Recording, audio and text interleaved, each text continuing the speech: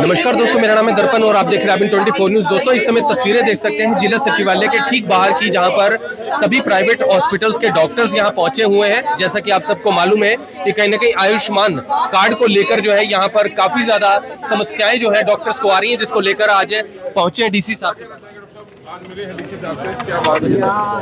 करनाल जितने डॉक्टर हैं, करनाल में जितने आयुष्मान स्कीम चला रहे हैं, उनको अपनी अपनी प्रॉब्लम्स हैं और ओवरऑल इस स्कीम में काफ़ी दिक्कत आ रही है।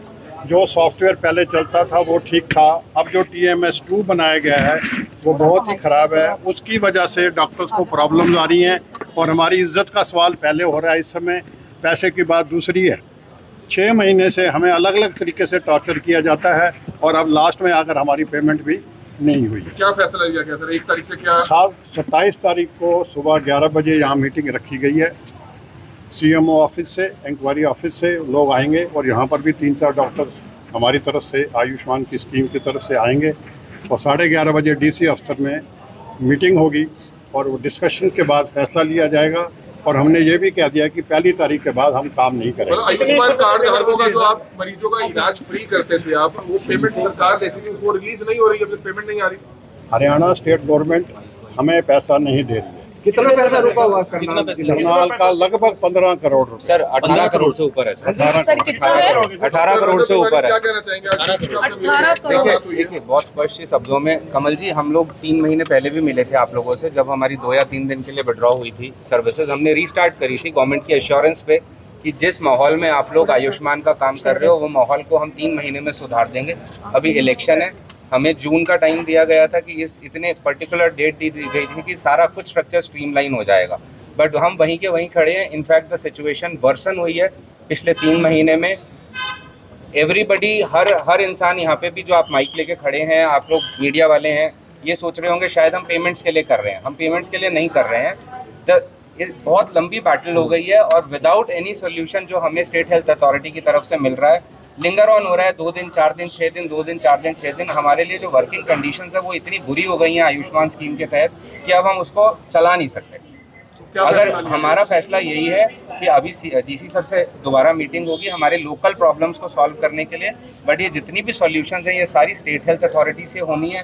तो हमारा फैसला फिलहाल के लिए यही है कि जब तक ये आयुष्मान स्कीम एक स्ट्रीमलाइन तरीके से, चाहे उसका पोर्टल हो, चाहे हमारी डिडक्शंस के इश्यूज हों, चाहे हमारे केसेस जो हम करते हैं स्टेट हेल्थ अथॉरिटी से अप्रूवल के बाद हम केसेस करते हैं, उसको 6 महीने बाद रिजेक्ट कर दिया जाता है। इसका मतलब 6 महीने तो पैसे मिलते ही नहीं। जब मिलने का टाइम आता है तो उसको कह देते हैं कि जी गलत केस किया, आप ही ने अप्रूव किया, आप ही की टीम रिजेक्ट कर रही है, तो ऐसा नहीं होना चाहिए। ये सब चीज़ें जब स्ट्रीमलाइन हो जाएंगी वी विल स्टार्ट वर्किंग। हम लोग बहुत खुश हैं हमारे गरीब आयुष्मान बेनिफिशरीज को ट्रीटमेंट देने के लिए, हम उसको मना नहीं करते, ना हम आगे करेंगे, ना कभी IMA ने पहले किया है। बट एक लिमिट क्रॉस हो गई है तो हम इस स्कीम को फिलहाल के लिए नहीं चला सकते जब तक इनका सारा फंक्शनरी स्ट्रीमलाइन नहीं हो जाए। 1 तारीख से उनका इलाज नहीं करेंगे मतलब? फिलहाल 1 तारीख से आयुष्मान बेनिफिशरीज की सर्विसेज हम आयुष्मान कार्ड के तहत विड्रॉ करेंगे। जब तक पोर्टल, जब तक रिजेक्शन इश्यूज, जब तक TMS2 के पोर्टल के इश्यूज, जब तक हमारे टाइमली पेमेंट के इश्यूज क्लियर नहीं होता, जब तक सॉर्ट आउट नहीं होता। कितने हॉस्पिटल्स करनाल में जो सारे हॉस्पिटल्स हमारे साथ हैं। सर कितना पेंडिंग पड़ा है अभी अमाउंट? 18 से 20 करोड़ हमारा करनाल का पेंडिंग पड़ा है। तो पेमेंट सरकार देती है, जो सरकार देती है, yes। वो पेमेंट नहीं आ रही है नहीं। कितने समय से? सर अभी ये करनाल में ही है, अभी एसोसिएशन ने 18 करोड़ की और कुछ केसेस तो 2-2 साल, 1-1 साल, 1.5 साल के पेंडिंग पड़े। सर ये 18 करोड़ की पेमेंट कितने समय की है सर? 6-8 महीने की है। DC साहब से क्या आश्वासन मिला सर? फिलहाल हमारा करनाल डिस्ट्रिक्ट का है, बट हरियाणा अभी अपना स्टेटमेंट हमारा IMA हरियाणा देगा, जो भी होगा वो हमारे सीनियर लोग देख रहे हैं। स्टेट लेवल पे भी सर अभी कोई डिसीजन लिया है? अभी स्टेट लेवल पे बातें चल रही हैं, लेकिन DC साहब से क्या सर ये जो हिसाब से यही सर ये जो स्टेट से बात करेंगे। 18 करोड़ DC साहब ने क्या आश्वासन दिया? आश्वासन दिया है कि वो स्टेट से बात करेंगे। सर ये जो 18 करोड़ की पेमेंट है वो केवल करनाल की है? करनाल बाकी 27 तारीख के बाद